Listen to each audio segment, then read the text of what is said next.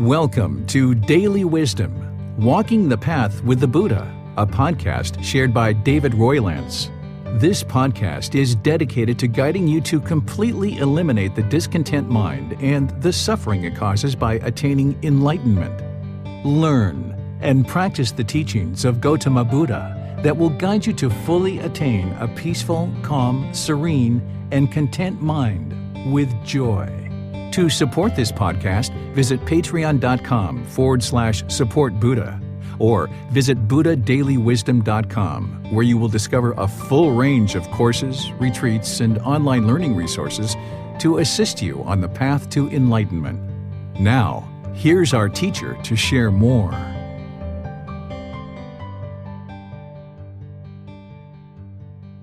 Sawadee Kap. Hello and welcome to Daily Wisdom, Walking the Path with the Buddha. Today is our day to do meditation together. It's Wednesday of our group learning program where we come together to support, encourage, and motivate each other in our meditation practice, where we can all be meditating together, and also I can make myself available to help you with any questions that you're having along this path to enlightenment. Whether you would like to ask questions about something that we covered just this Sunday in terms of our chapter 19, the difficult human existence, sickness, aging, and death, or if there's any aspect of this path that you would like to talk about at all, you're welcome to bring that up during today's class. I would like to just thank you for joining for today's class and deciding that it's important for you to dedicate time and effort towards your practice of building up your meditation practice, but also your entire life practice towards enlightenment and progressing on this path to enlightenment. So just to remind you a bit about breathing mindfulness meditation and why we're actually doing this is the primary method of meditation that the Buddha taught as part of his path to enlightenment. He prioritized breathing mindfulness meditation above all other styles of meditation. So while meditation is very important and you wouldn't be able to get to enlightenment with only meditation, you wouldn't be able to get to enlightenment unless you learned all the other teachings as well. So it's important that we learn and practice meditation and build up that practice as well as learning all the other wisdom of this path. We can't just meditate our way to enlightenment, but we wouldn't be able to get to enlightenment without meditation either. And the reason why breathing mindfulness meditation is the primary method of practice of meditation that the Buddha taught is because it addresses the problem of discontentedness. The problem that he discusses in the Four Noble Truths, which is craving, desire, attachment, this mental longing with a strong eagerness. This is what's causing the mind to be discontent. When the mind is longing, when it's chasing the objects of its affection, when it's wanting certain things, when it has certain expectations, this is the mind longing or yearning for something, chasing after the objects of its affection. And as long as it does that, it's going to continue to experience discontentedness. So since the mind is causing itself to be discontent due to craving, desire, attachment, we can use breathing mindfulness meditation as well as all the other teachings of the Buddha in order to train the mind to no longer have that unwholesome quality of mind. So while we're in meditation, we're focusing on the breath. The breath is the single focus. It's the object of concentration that we focus the mind and fixate it on the sound of the breath coming into the nose or the sensation of air moving into the nose. But then, because of the condition of the mind and the mind moving off the breath, then that's where you're gaining control over the mind, because the mind wants to be this wild animal. It wants to run away. It doesn't want to be trained. So when you're trying to focus the mind on the breath, the mind's going to say, no, I want to be over here. And that's where when you observe that through mindfulness, when you observe with awareness of mind that the mind is moving off the breath, you cut that off, let it go, and bring it back to the breath. And then you're there for a few seconds or a few minutes or whatever, and then you notice the mind's going to move off the breath again. And that's where you catch it, bring it back. And you're going to keep doing this over and over and over again in this meditation session and every other meditation session you have. Even when the mind is enlightened, it's still going to have thoughts. It's going to have occasional thoughts. When you first start, it might be like rapid fire. When you're first starting out on this path, you might be bombarded with various thoughts. But then as you train more and more weeks, more and more months, and you gradually get the mind trained, you'll end up starting to get these little gaps. It might start with 5 or 10 seconds of gaps where it's just the mind is completely still and peaceful. The Buddha calls it quieting the mind. You've quieted the mind. You haven't eliminated the thoughts, you've just quieted it. And you experience these 5 or 10 seconds of gaps, but then there's another thought, right? And then as you train for weeks and months, then maybe you get 30 seconds or a minute of quietness and peacefulness in the mind. The mind has been stilled, but then there's another thought, right? And each time you experience a thought, you cut that off, let it go, and come back to the breath. And this helps you to eliminate craving, desire, attachment, the cause of discontentedness in the mind.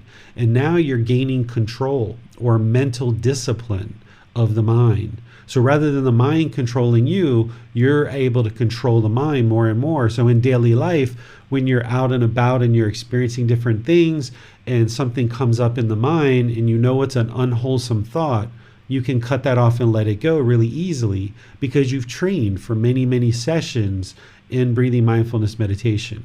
But in daily life, you'll have wholesome thoughts. And that's where you allow those wholesome thoughts to come into the mind in daily life, and you handle whatever you need to handle or have whatever idea you would like to have. But whenever you observe unwholesome thoughts in daily life, you cut those off and let them go, and you'll be able to more easily do that when you've trained in breathing mindfulness meditation. In breathing mindfulness meditation, we cut off all thoughts because now we're training, right? We're not trying to encourage the mind to have thoughts. We're not observing the thoughts. We're not judging the thoughts. We're not analyzing the thoughts. We're not trying to figure out where they come from. Just whenever we observe that the mind is off the breath, we cut it off, let it go, and come back to the breath, just continuously doing that all the way throughout the meditation. And this is what actually produces the long-term peacefulness in the mind. Because when the mind has eliminated craving, desire, attachment, no longer having this mental longing with strong eagerness, chasing after the objects of our affection, having these wants and expectations, when we eliminate those, now the mind can experience peacefulness because it can be content if it's sunny outside, and it can be content if it's raining outside. The mind doesn't long for sunshine. It doesn't have this yearning for sunshine. So now when it rains, the mind's like, oh, it's raining outside. I hate it when it rains, right? If the mind is thinking this way, then that means it craves sunshine, right? So what an enlightened mind is going to experience is an enlightened mind can be peaceful, calm, serene, and content with joy, whether it's sunny out or whether it's rainy out, either way. And the way that you get to that is by eliminating the craving, desire, attachment. And breathing mindfulness meditation is an important tool for us to do that. So today I'll guide you in a breathing mindfulness meditation session to help you eliminate some of this craving, desire, attachment in the mind and start to diminish the discontentedness and helping you to quiet the mind. But let me open up to any questions to see if you guys have any questions on breathing mindfulness meditation before we start. We'll also open up to questions after meditation. So any questions you might have, you can ask those at that time as well. The way you ask a question is put that into Facebook, YouTube, or Zoom in the comment section. Our moderators will see that. Or if you're in Zoom, you can electronically raise your hand and ask any questions directly. Hello, teacher. Well, seems that Marcia has a question. I apologize. I can't find the little icon for a hand. When I'm trying to cut off like those thoughts, I find that sometimes I get aggressive with myself, like my self-talk gets aggressive. I should obviously, and I just want to confirm that I should be trying to use right speech with myself, correct? Yes. When I'm trying to cut, okay. Yes, and also don't have a craving to eliminate craving. Right? This can be a problem too. If you have this longing, this yearning, it's like, I just want to get rid of this craving, then that's going to cause discontentedness in the mind too. So you kind of have to, be kind, be polite, be friendly and respectful to yourself as well. And, just kind of coax the mind, just kind of coax it into letting go. Well, it seems that for someone who is starting to practice meditation for the first time, it's the mind is most of the time is off the breath.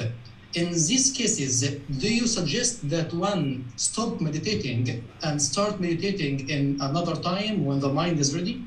This is actually all the more reason to meditate, is that if you're noticing that the mind is off the breath, and it tends to be off the breath a lot, this is mindfulness. This is awareness of mind. So there's no such thing as a bad meditation session. Sometimes when people first start and they're bombarded with thoughts and they can't stay on the breath for any period of time, they judge their meditation and they say, oh, that was a bad meditation. And then when they noticed a bit of quietness in the mind, like, oh, that was a good meditation. So it's important to not judge your meditation. Your meditation is whatever it is. So if we judge meditation as good and bad, then there's going to be discontentedness when you feel like you've had a bad meditation session. But if you're sitting in meditation for 15, 20, 30 minutes, and all you observe is, man, the mind is just so busy. This is mindfulness. This is awareness of mind. This is what you're cultivating. You're cultivating mindfulness and concentration during this meditation, and you're eliminating craving, desire, attachment. So if you finish your meditation session at whatever point with the understanding that, wow, the mind is really busy today, and I should probably take things a bit slower in my day and really think through the decisions that I'm making today, because I know the mind is quite busy. That was a successful meditation session. Somebody might get up for meditation and think like, wow, I was bombarded with thoughts. That was so horrible. I'm no good at meditation. But in reality, you walked away with more wisdom. You walked away with insight. You realize that the mind's busy, and now you take your day a bit slower, because now that you have that wisdom, you make improved decisions that you say, okay, I'm going to go a bit slower in my day today with my work, or if I'm involved in other aspects of personal life or involved with my children, I'm going to really take things slow because I know the mind is really busy, and I'm interested to only make wise decisions here. If I move too fast in my day, it's not going to be good. So let me work on slowing things down.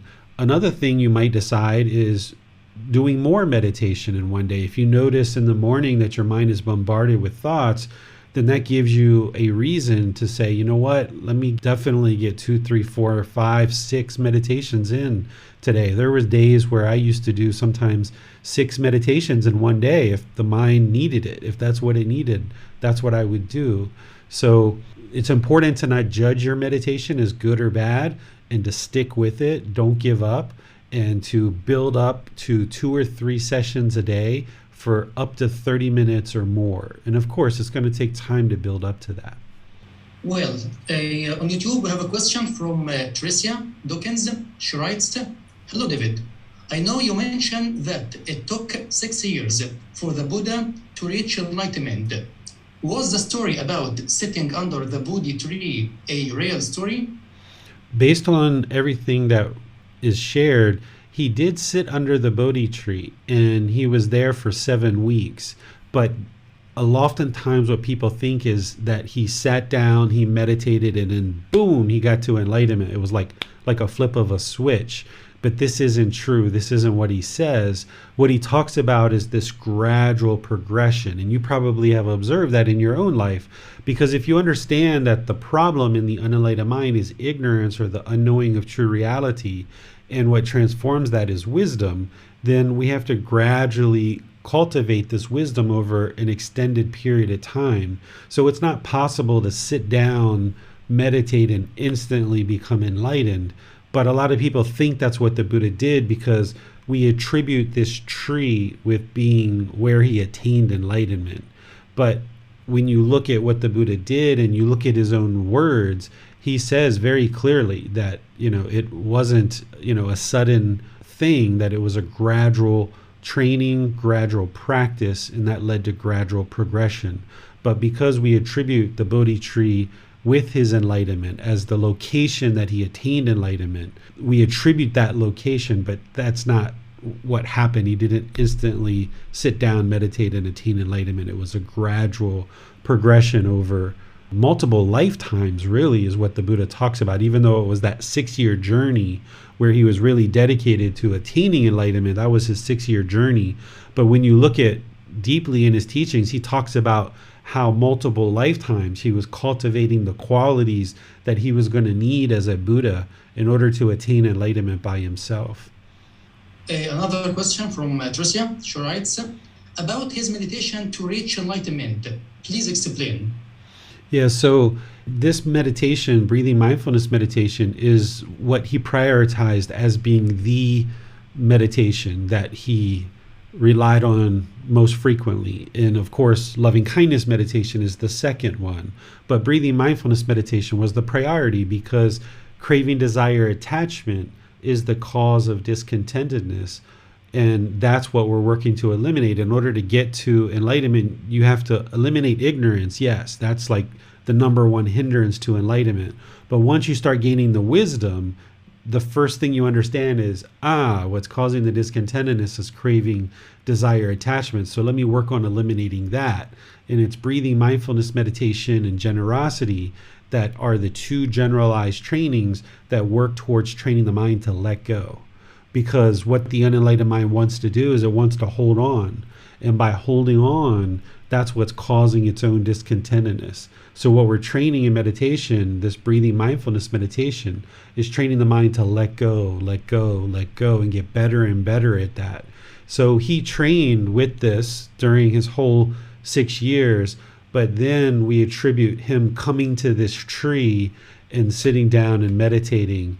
And then he spent 7 weeks there contemplating whether or not he was going to share these teachings with the world or not. Because what he had discovered was so radically different than what was being practiced at that time. At that time, there were multiple teachers sharing teachings in all these different groups and all these different communities, and all of them were claiming that they had attained enlightenment.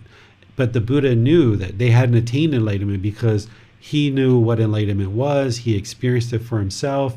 He knew these teachings that others were sharing weren't going to lead to enlightenment. Things like rites, rituals, ceremonies, and worship. Things like hanging yourself upside down from trees. There were animal sacrifices going on during his lifetime where people were sacrificing animals and things like this. So there were all kinds of different things, beliefs, and practices that were happening.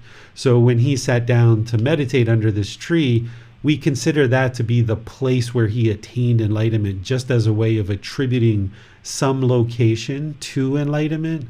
But in reality, it was this, long journey of, 6 years, but really many lifetimes before that.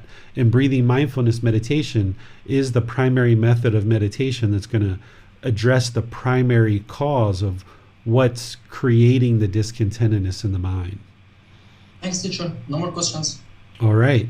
So let's go ahead and do meditation together. So go ahead and get your body ready. Get your lower body in a comfortable position. And your hands and arms should also be in a comfortable position, usually on the lap. The Buddha placed his right hand over his left and his thumbs together.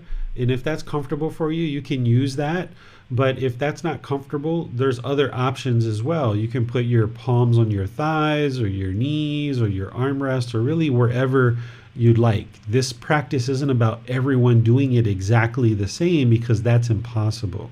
So your lower body should be comfortable and relaxed, not luxurious, but not painful either. It should be comfortable.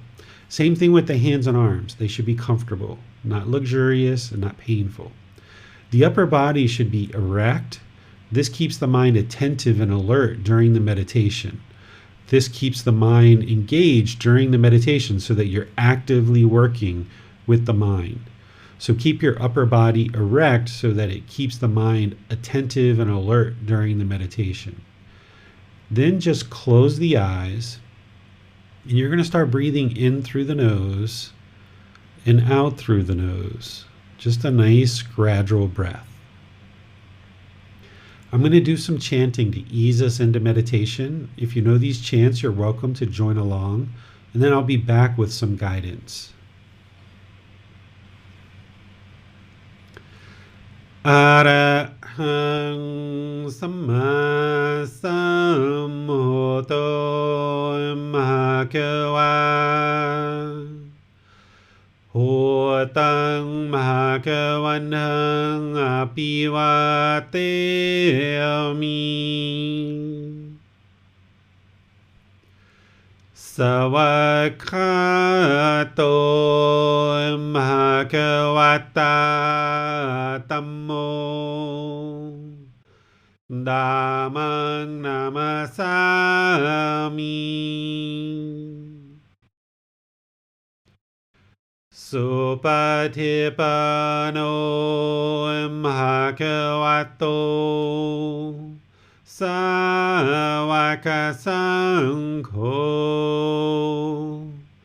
สังฆังนามามินะโมตัสสะภะคะวะโตอะระหะโตสัมมาสัมพุทธัสสะนะโมตัสสะภะคะวะโตอะระหะโตสัมมาสัมพุทธัสสะนะโมตัสสะภะคะวะโตอะระหะโตสัมมาสัมพุทธัสสะอิติปิโสภะคะวะอะระหังสัมมาสัมพุทโธวิจาจารณังสัมมุโนสัคขะโตโรกาวิโตอนุเตโรภูริสาธัมมาสติสัตตาตวามนุสนังพุทโธภควาติ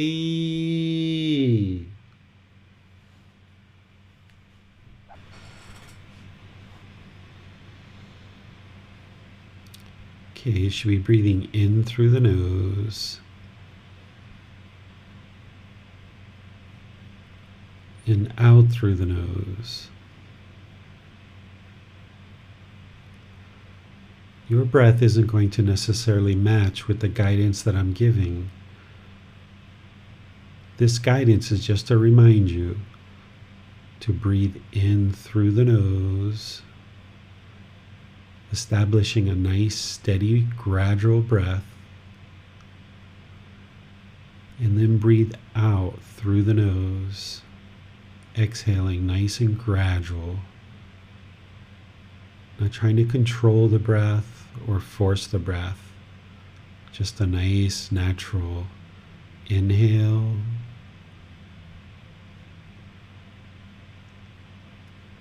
and exhale. Breathing in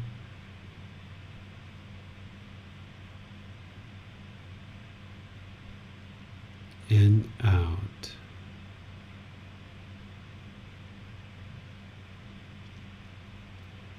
Breathing in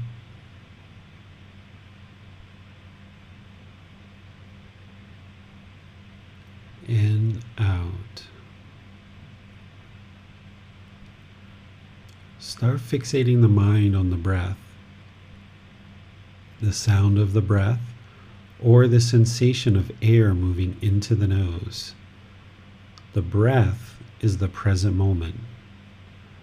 The mind can reside peaceful and joyful in the present moment. Breathing in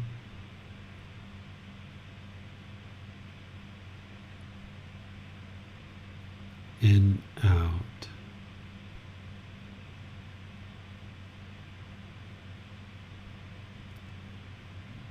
Breathing in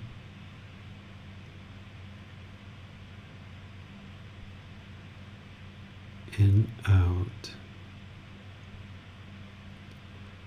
with the mind fixated on the breath, wherever you notice that the mind is not on the breath, cut that off, let it go, and come back to the breath, the present moment.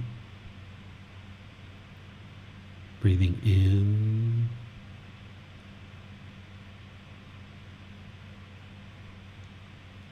and out.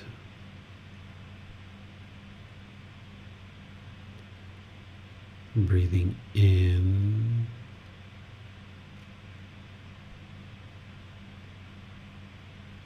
and out. When a thought arises, you haven't done anything wrong. You're not bad at meditation.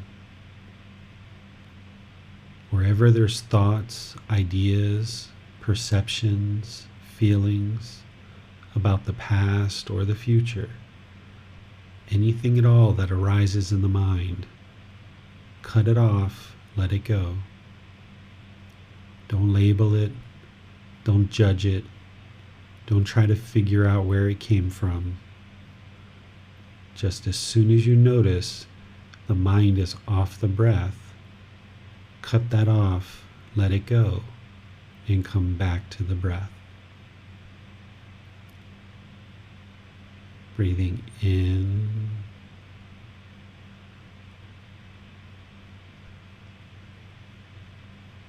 and out.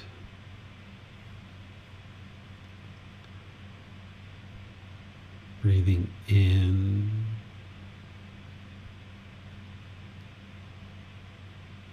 and out.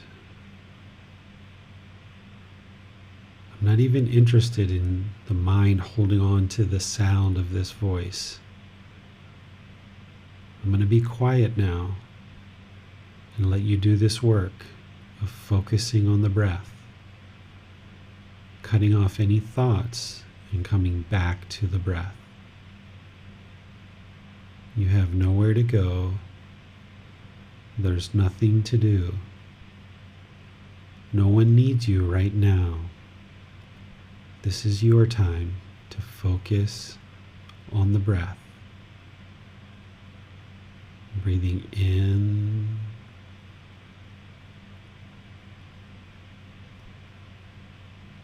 and out.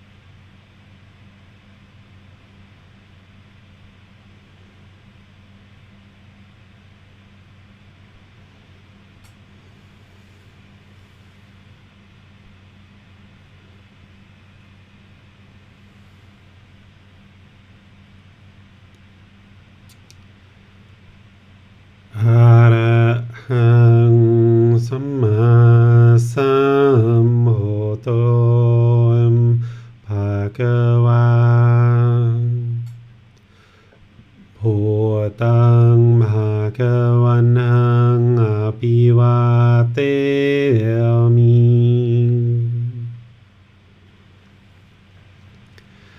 สวากขาโตภะคะวะตาธัมโมธัมมังนามาสามิ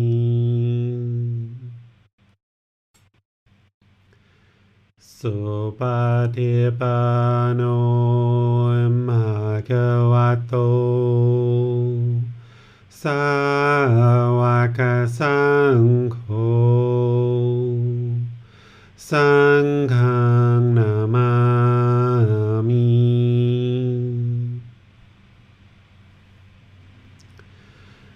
นัปโมตัสสะภะคะวะโต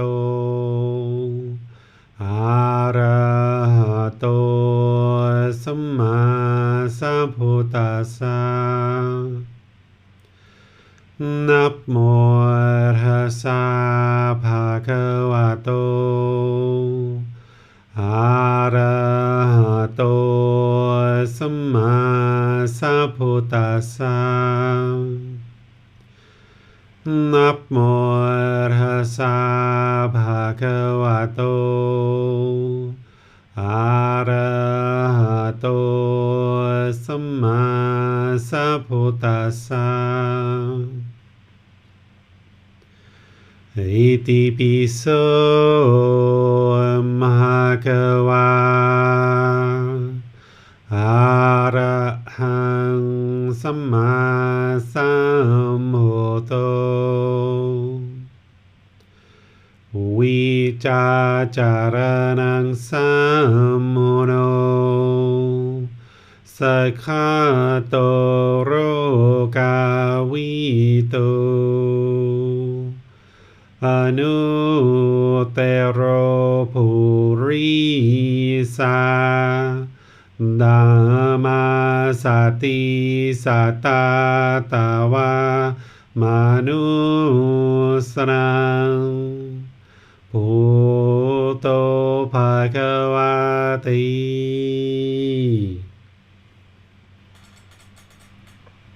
All right, if you guys would like to make your way out of meditation, just gradually come back. We can go ahead and open up to any questions that you guys have about meditation or anything along this path. The way that you ask a question is you just put that into Facebook, YouTube, or Zoom in the comment section. Or in Zoom, you can actually electronically raise your hand and ask any questions or follow-up questions directly if you like. So I'll just turn things over to you to see if you guys have any questions. Well, some people share that while meditating, one should be meditating with a bare feet so that earth energy will flow through the body. Do you agree with this? There's not just one permanent way to have the body during meditation, because everybody's going to be a bit different. You know, if you're meditating out in the forest, in the snow, having bare feet is not a wise thing to do. So we shouldn't think that there's these permanent answers about the way that we should configure the body during meditation. This is why the Buddha gave us 4 different positions: seated, lying, standing, and walking. Here in Thailand, of course, you know, we meditate a lot with our socks off, but not because we're meditating with our socks off. It's just because, you know, we tend to walk around barefoot. But there's certainly times where you can meditate with socks on, and it's going to be just as beneficial, because what you're doing in meditation is you're training the mind. You're not training the body. There's not this energy that's coming in through your feet and moving through your body and doing all kinds of miraculous, superstitious, mysterious things. What it is you're training to eliminate these 3 unwholesome roots, or these 3 poisons, or these 3 fires in the mind. And each meditation and each aspect of the Buddha's teachings is working to training the mind to improve the condition of the mind. So what we wear isn't important as much as it is to ensure the body is comfortable. It shouldn't be painful. It shouldn't be luxurious. It should be comfortable. So socks on, socks off, shoes on, shoes off, with a cushion, without a cushion, cross leg, laying, standing, walking, all these different options are available. Well, on Zoom, on Facebook, people writes, Sayer, what is thought or thinking? The mind, the consciousness, is going to produce various thoughts or various aspects that arise in the mind. And this is normal. This is actually beneficial. This is how we get the idea of doing certain things. So the challenge for us in the unenlightened state is that there's these unwholesome thoughts that are coming to the mind, maybe like killing or stealing or having sexual misconduct or lying or taking substances that cause heedlessness, or speaking aggressively and harshly, or chasing after money and possessions and all these different things, right? There's all kinds of unwholesome thoughts that come to the mind. What you're doing is you're training the mind to eliminate craving, anger, and ignorance, which through eliminating that on this path, then you're going to eliminate the unwholesome thoughts, the arising of a thought, of something that you think about. And then what you would like to do is cultivate the wholesome. And the Buddha shares wholesome qualities as part of this path so that you can cultivate that in the mind. And then as you train the mind more and more, and you get rid of these pollutions of craving, anger, and ignorance, and more you're permeating in the mind the generosity, loving kindness, and wisdom, along with other wholesome qualities, there won't be any unwholesome thoughts that arise in the mind. As you get closer to enlightenment, and actually the mind is enlightened, there's no such thing as an enlightened being thinking, I kind of enjoyed it when I used to drink alcohol and I was vomiting and had headaches and all that stuff. I think I'm going to go back and start using alcohol again. That was really fun, laying in my vomit and falling down the street. That was actually quite fun. An enlightened being is not going to think that way because they've purified the mind of all that craving, anger, and ignorance, the unknowing of true reality. And they now have this wisdom that's in the mind, this generosity, this loving kindness and wisdom. So the thoughts, I don't know how to define it other than look at a dictionary and see what it says, but I think of it as an idea or something that arises in the mind. He continues asking, when we are thinking, is it due to craving or thought? Are they the same or different? They're different. A craving and a thought are completely different. But you can have a thought that has craving in it. What craving is a mental longing for something with a strong eagerness. This is where the mind is longing. So it might have a thought about a pair of shoes. I kind of need a new pair of shoes. Oh, that new pair that came out. Oh, I really want to get that. Now that's the craving. The thought of, I'd like to get a new pair of shoes. My shoes are kind of falling apart and I need to get a pair of shoes or else I'm not going to be able to protect the feet. That's a thought. But then when there's mental longing and strong eagerness, that yearning, chasing after the objects of our affection, that's the actual craving. So these are two different things. You can have a thought that's just a thought, but you can also have a thought that has craving, desire, attachment in it. I looked this up, Biplab. The dictionary is saying what a thought is. It's an idea or opinion produced by thinking or occurring suddenly in the mind. The action or process of thinking. It's defining it as kind of like an opinion or an idea, a notion, something like that. Well, it's clear that the mind is affected and improved by practicing meditation, especially breathing mindfulness meditation. But is it true that even the body experiences some changes due to practicing meditation? The change that the body experiences, it's all because of the mind. So the mind is the boss, the body is the employee. So if the mind is peaceful, calm, serene, and content with joy, the mind is tranquil, the mind is still, the mind is calm, then the body is going to experience the same thing. And conversely, if the mind is stressed, if it has anxiety, if it has anger, if it has sadness, the body's going to experience that as well. This is why people who have a lot of stress, you get tension in the neck and on the shoulders. It's coming from the mind. the mind is stressed, and then now that's coming into the body. So the mind is the boss, and the body's just following along like an employee. So that's why everything we do in this practice is we're always focused on training the mind, because the body will follow right along with it. So if we can train the mind to be peaceful, calm, serene, and content with joy, then the mind's tranquil, the body's going to be tranquil. When the mind feels very light and liberated, it's not bound up with all this pollution, all these fetters, all these taints. When the mind's not bound up, the body won't be bound up. So if you've experienced aches and pains in the body as a result of mental anguish, it's the mental anguish that we need to solve. And this is one of the things that took me towards sharing these Buddhist teachings more and more, because at one time in my life, I used to have a business that was massage centers, and actually a training center to train people how to do massage. And one of the things that I learned through that experience of, for 5 years I did massage, but of course we had employees too. By the time we were done, I had 20 or 25 employees in a really nice massage center. Massage is outstanding for us. It's something that's really helpful. But one of the things that I observed is that no matter how much work that we did on the physical body, if the person isn't training their mind, the problems in the body are just going to reoccur. So it's great for us to use massage to fix the physical body, but as long as the person isn't also training the mind, you can fix the physical body with all kinds of massage techniques and other things, but they're just going to reoccur because the mind is still conflicted. It still has pollution.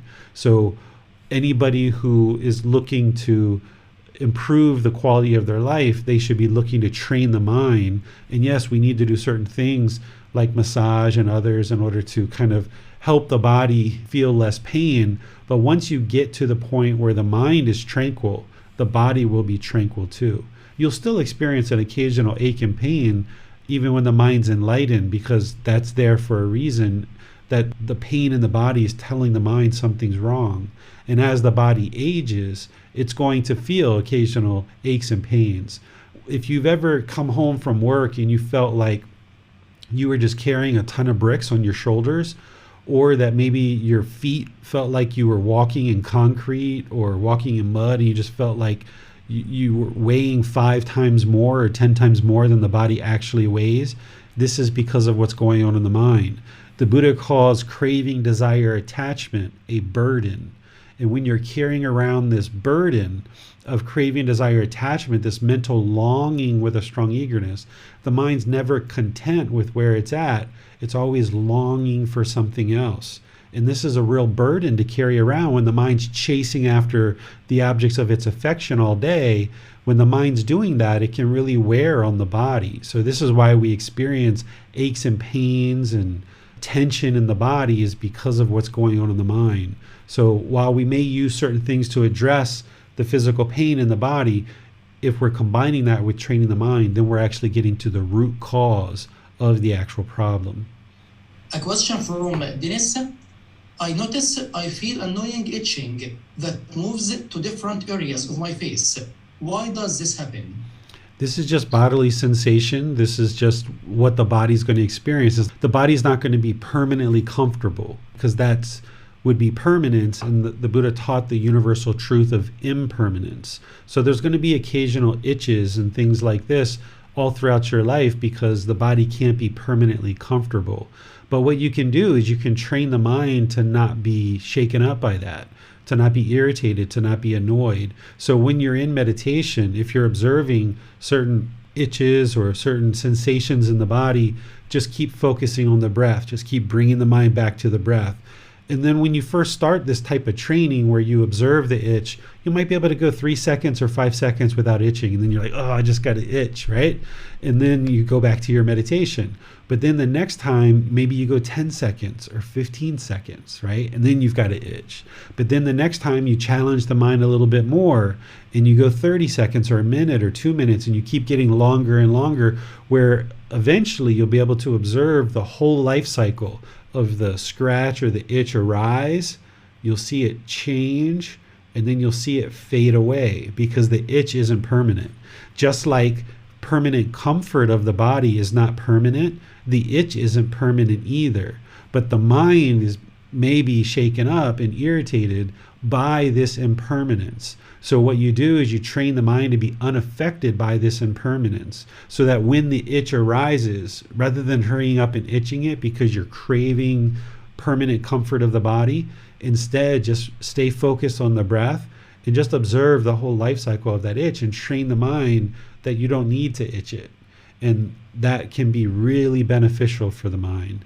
You can even do this if there's like insects, like flies flying around or mosquitoes. Sometimes they'll even come and land on your head while you're meditating and start walking around. And if you've trained your mind really good with just a simple itch on the face, when you have these situations and the flies like walking around on your head, it's coming down on your nose, you'll be able to be so disciplined in your meditation and have so much control over the mind that even that won't bother you. Even a fly going into your ear and walking around, it won't even bother you if you train really deeply. I'm not saying you should aspire for this to happen, but it probably will happen someday, especially if you come here to Thailand and train in Thailand. You'll experience heat and you'll experience insects occasionally and different things like that. And these are all like little assistants that can help you train the mind more, because if we're like in this perfect sterile environment and we only meditate in this perfect sterile environment, well then as soon as you go outside that perfect sterile environment, because it's not permanent,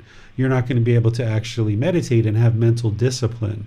So when these little things happen, like little itch or an insect or different things like this, use it as a way to more deeply train the mind to be comfortable with impermanence. Stay focused on the breath. On Zoom, Parikshit writes, Venerable Teacher, can you describe the connection, link of law of dependent origination with Noble Eightfold Path? Okay, so dependent origination connects into the Four Noble Truths, right? The Four Noble Truths connects into right view. So when you look at dependent origination, when you look right in the middle of it, you see craving, right?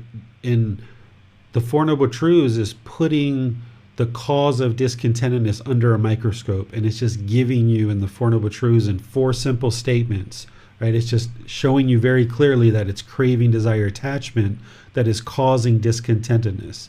But dependent origination is giving you the long view, the step by step by step by step by step. So that's where dependent origination connects into the Four Noble Truths, because it's the more detailed version of what's causing discontentedness and what's causing rebirth. And then the Four Noble Truths connects into the Eightfold Path at right view. That in order for you to have right view, you need to understand what's causing discontentedness is craving, desire, attachment. But what's really keeping the mind trapped in the unenlightened state is the ignorance. That's what the dependent origination is showing you, and then it's showing you all the detailed steps of that. Well, he continues asking, right view has the cause of discontentedness, where it comes. Right mindfulness also has the mindfulness of the Four Noble Truths, where also it comes. How does this link up, teacher? Right mindfulness doesn't have anything to do with the Four Noble Truths per se in the way that you're explaining. What right mindfulness is all about is having awareness of mind, and more specifically, the four foundations of mindfulness. So the Four Noble Truths, they don't connect into right mindfulness because they're part of right view. Right mindfulness is all about establishing awareness of bodily sensations, feelings, the condition of the mind, and the mental objects. This is where right mindfulness is. So dependent origination and the Four Noble Truths are all part of right view. A question from Jan. She writes, thank you, Teacher David. Would you provide some guidance about carrying breathing mindfulness training into our daily activities? Yeah, so your training of breathing mindfulness meditation should be a standalone, independent, dedicated, purposeful training session where you're meditating, 2 or 3 times a day for 30 minutes or more. You would like to build up to that. And that's just a standalone meditation. But in daily life, what you're doing now is you're benefiting from the training. When you're training in breathing mindfulness meditation, you're arising mindfulness or awareness of mind, those 4 foundations of mindfulness. You're also arising or cultivating concentration, singleness of mind, being able to focus on just the breath, single focus of mind. And in breathing mindfulness meditation, you're eliminating craving, desire, attachment. So now in daily life, you have more awareness of mind. You have more concentration. You're able to focus on just one thing at a time. And you've got to train your mind, even in daily life, when you're sitting at your desk and you're on the computer and the mind wants to pick up the phone and eat a sandwich at the same time. You're like, no, I'm not going to let you do that. I'm only going to focus on the computer. Or if you're watching a YouTube video and you get an email, you might want to leave the YouTube video running while you go look at the email. No, you don't want to do that. The mind wants to do that, but you're interested in training this mind to have awareness of mind and just do one thing at a time with focus and concentration. So you put pause on the YouTube video, go read your email, and then if you're going to reply or whatever, or you're going to think about it, then come back to the YouTube video and start watching the YouTube video. You don't want these two things happening at the same time. And you do that all throughout your day, is that the mind's going to have this craving. It's going to want to watch a YouTube video or read an email and talk on the phone at the same time. That's the craving, desire, attachment that you're knocking down. But instead, you're going to practice awareness of mind and realize by doing things just one at a time, that's all the mind can actually do anyway, is just one thing at a time. And it's more productive and more successful when you just do one thing at a time, because you can bring your full wisdom into the situation. Whereas if we're watching a YouTube video, reading an email, and talking on the phone, we're going to not have singleness of mind on the phone, and we're going to say things and do things that we would rather we have not done. We're going to regret it later. Or if we're replying on an email and listening to a YouTube video, we're going to not be able to think through our reply in the same way as if we're just single-minded. So our meditation is this training that we're doing, this dedicated, purposeful training to cultivate qualities of mind, mindfulness and concentration, while eliminating craving, desire, attachment. So now in daily life, we can then practice these qualities. We're not actually meditating during the day in terms of our daily activities, but we're benefiting from that training. The same thing like an Olympic sports star. They're going to go into the gym, they're going to do cardiovascular training, they're going to do weight training, they're going to do agility training, they're going to do all kinds of different trainings. But when they go out and do their sport, they're just doing one sport at a time, right? They're only doing one sport at a time, but they're bringing all that training to bear in their sport. And it's the same thing as we're doing all this training and meditation, and then we're bringing it to bear in our daily life through cultivating and breathing mindfulness, concentration, and eliminating craving, desire, attachment. And then when you're doing loving kindness meditation as well at different times, then you're bringing that into your daily life too, as you're having more loving kindness, which is a genuine interest in seeing all beings be well, and you're eliminating in loving kindness anger, hatred, and ill will. So now you're getting rid of more and more of these unwholesome qualities that the Buddha identified, and you're arising more and more of these wholesome qualities. And this is where it influences your intention, speech, and actions and other parts of what you're practicing. And this is where your relationships, both personal and professional, really blossom, because your mind is no longer burdened with this pollution of craving, anger, and ignorance. It's now functioning through this generosity, this loving kindness, and this wisdom. And now all your interactions are just so smooth and easy and seamless as you build up your practice more and more. Jan also writes, I find that during daily activities, I am often acting based on habits. Yeah, this is the conditioning of our mind, that we've grown up being a certain way.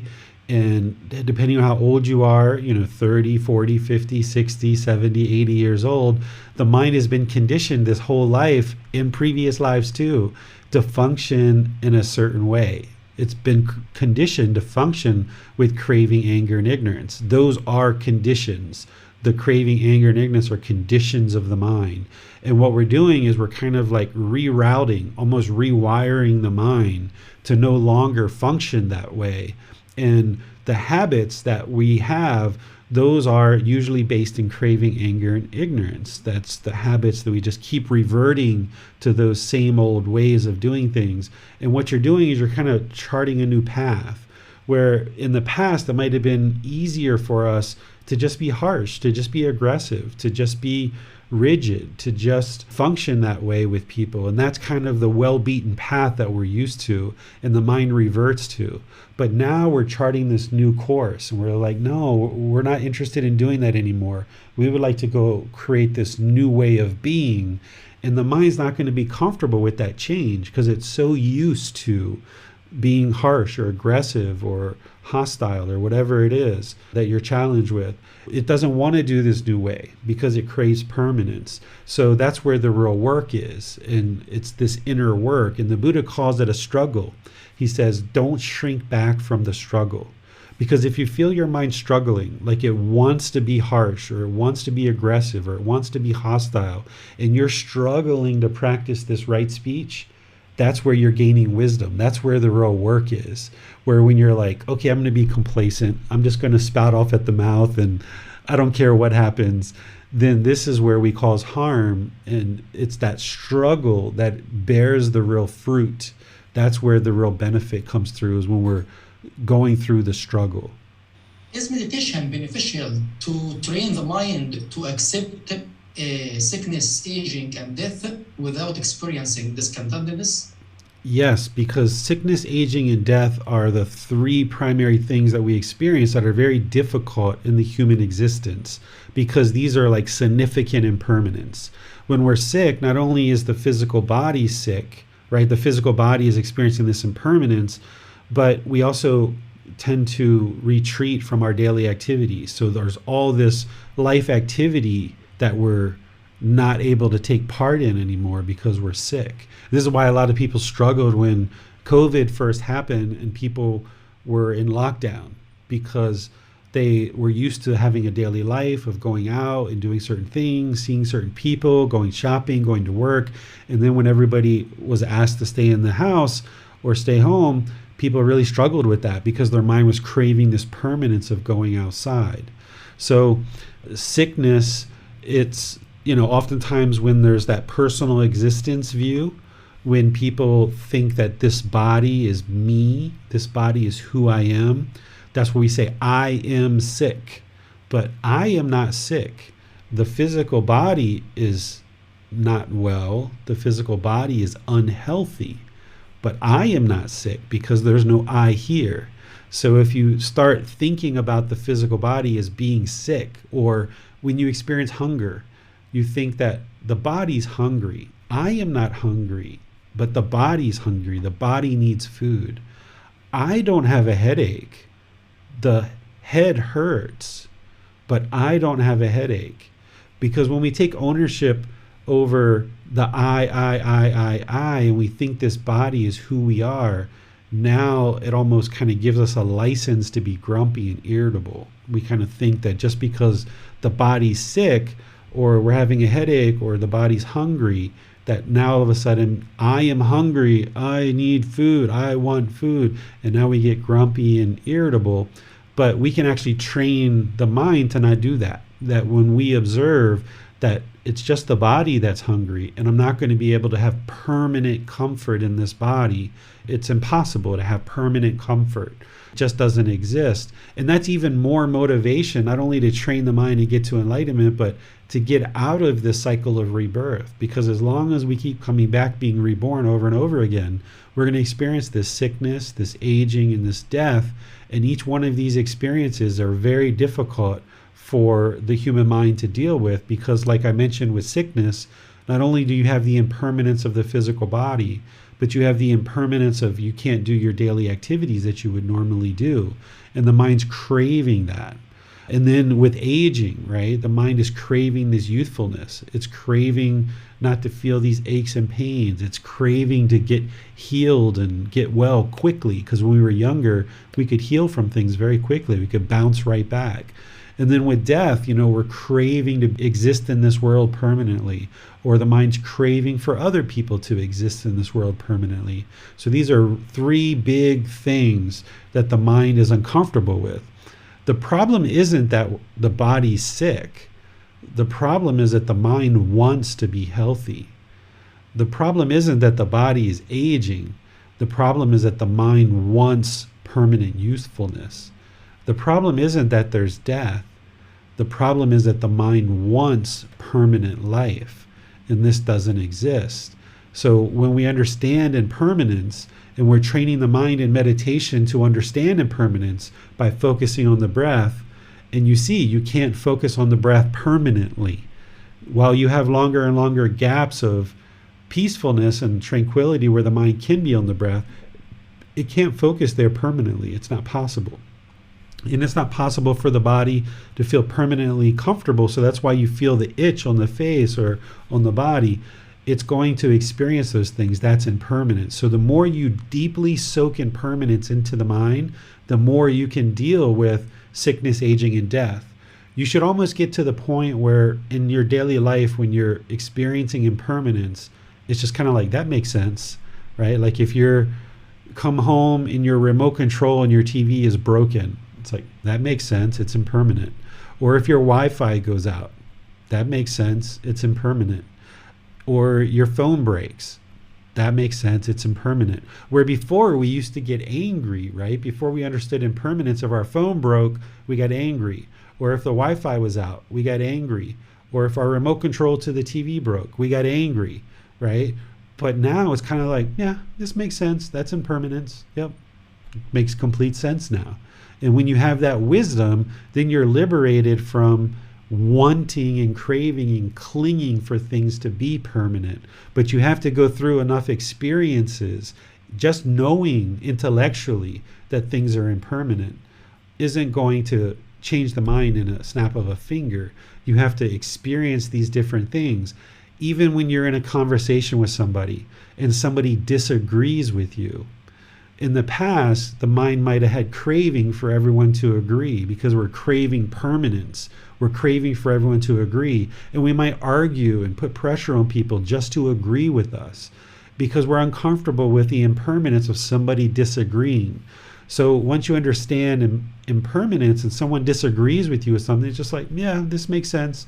You know, you can't have people permanently agree with you.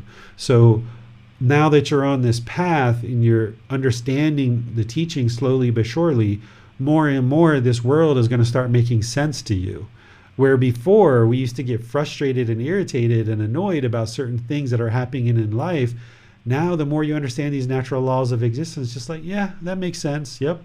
Fits in with the universal truth of impermanence, fits in with the universal truth of discontentedness, fits in with craving, desire, attachment, or any of the other teachings the Buddha taught.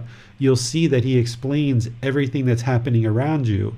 And where the struggle and the difficulty comes is we don't understand these natural laws of existence. And that's why we struggled and have difficulties for so long in this life and in previous lives too.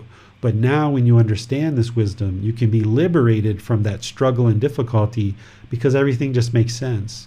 And this is where the Buddha said, you know, if you see the teachings, you see me. Meaning if you know the teachings well enough and you look around the world, you'll see everything's functioning exactly the way the Buddha explained through these teachings. And if you can see the teachings in the world, then you see him. Because you don't need to see his body, his physical body. You don't need him to be here permanently. If you understand the teachings, then you know he existed. Because these teachings that you're learning explain what you're experiencing, and you'll be able to see him more and more clearly. So he doesn't need to be here permanently. He's shared these teachings and given us these teachings as a way to help us to understand the world and liberate the mind from all these difficulties and struggles. Well, from 3 hours, I took a nap, and it seems that I had a dream while I was sleeping. Then I opened my eyes, I woke up, but the mind was still thinking of the same thing I was thinking of while dreaming. I didn't even notice that I woke up, that I opened my eyes. Is this lack of mindfulness or concentration? This is the mind, slowly coming back to awareness and consciousness. And where you observe that the mind is holding on to a dream, you also got to cut that off and let that go and realize that that's not reality. That was just a dream. That was the mind doing whatever it does. And now as you're slowly bringing the consciousness back, you train the mind to let that go. because sometimes you can have a really bad dream and you wake up and now it affects the condition of the mind. And now we walk around grumpy or frustrated or irritated because of this dream that we had. So what a person who's doing breathing mindfulness meditation is doing is they're training the mind to have awareness of the mind. And then when you're aware of certain things, you're able to cut them off and let them go really easily, something including like a dream. So if you wake up in the middle of the night or at any point during your day from a nap or what have you, and the mind is shaken up by the dream, whether it was a horrible dream or even if it was a pleasant dream, something really pleasant, you've got to cut that off and let that go too. And that'll get easier with repeated training of breathing mindfulness meditation. Thanks, teacher. That's all for today. All right. Well, I would like to just thank you guys once again for joining for today's class. Continue with your meditation practice, building that up. Next Wednesday, we're going to be doing loving kindness meditation as a way to help you build up that practice and come together, support, encourage, and motivate each other. So we'll do that together next Wednesday. This Sunday in the group learning program, we're going to be in chapter 20 of the book, Developing a Life Practice, The Path That Leads to Enlightenment. This is titled Animal to Human, the Evolution of Our Consciousness. Here I'm going to help you guys see how the unenlightened mind functions very much like an animal. This is where sometimes people get confused thinking that a human being is an animal, but it's actually not. We're in a completely different existence than an animal existence. We've had a lot of animal existences, and that's what's conditioned our mind to function very much like an animal, which is the way we function when we're in the unenlightened state.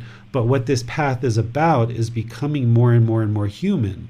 And that's why if we end up getting to that first or second stage of enlightenment, as we do, and if we die in those stages, we come right back into the human realm because we've become more and more human as part of this path. But in the unenlightened state, we function very much like animals. So I'm going to explain this to you in detail and help you to see this more clearly. And then we'll be able to talk about the cycle of rebirth a bit as an introduction in that class as well. So that'll be this Sunday. So you guys have a very lovely, wonderful rest of your day, and I'll see you either this Sunday or next Wednesday. We'll see you next time. Sawadee khap. Thank you for listening to this podcast. To provide support for this podcast, visit patreon.com/support Buddha. To access more teachings, visit buddhadailywisdom.com. There, you will discover a full range of courses, retreats, and online resources to assist you on the path to enlightenment. Remember to establish a daily, consistent meditation practice, along with learning and practicing these teachings. A well-developed meditation practice is the foundation in which to train the mind to attain enlightenment.